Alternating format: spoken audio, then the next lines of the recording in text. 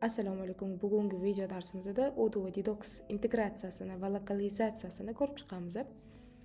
Bu uchun asosiy menyudan Documents moduliga, ya'ni hujjatlar moduliga o'tib olamiz va yuqoridagi paneldan Detox erkin hujjatlar bo'limini tanlaymiz.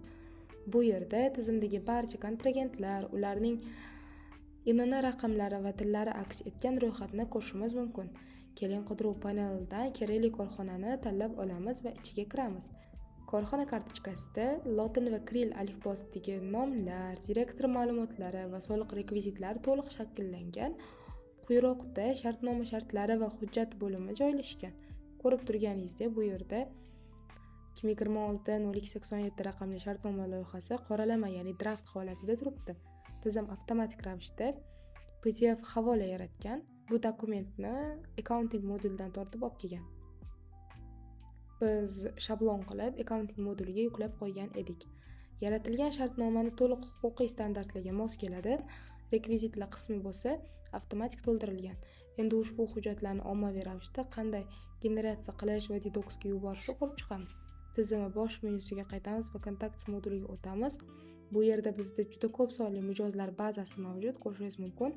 Qidiruv paneli orqali o'zimizga kerakli bo'lgan kontragentni belgilab olamiz. Bu bir qancha bo'lishi mumkin. Agar xohlasangiz bitta.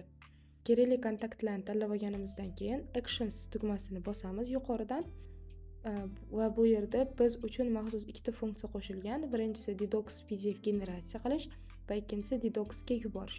Avval PDF generatsiyasini bosamiz. Tizim soniyalar ichida PDF hujjatlarni tayyorlaydi.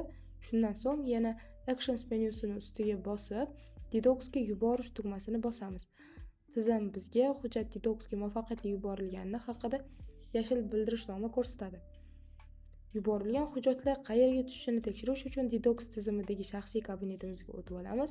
Sahifani yangilaganimizda hamkorlik imzosi kutilmoqda bo'limi yangi kelib tushgan hujjatlarni, xususan biz hozirgina yuborgan shartnomani ham ko'rishimiz mumkin bo'ladi.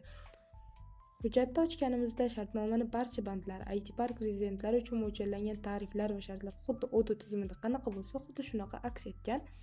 Sahifani pastki qismida bo'lsa, har ikki tomonni INN raqamlari va rekvizitlarini imzolash uchun tayyor holatda turibdi, ko'rishingiz mumkin.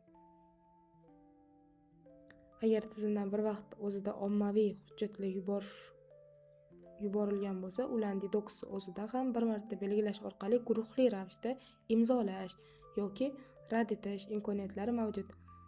Bu yechim biznesingizga qog'ozbozlikni cheklab, shablonni ishlaydigan korxonalar uchun hujjatlar aylanishini 10 baravargacha tezlashtiradi yoki undan ham ko'p. Siz faqatgina mijozingizning INN raqami yetarli. Qolgan barcha ishni Odoo'ning o'zi bajaradi.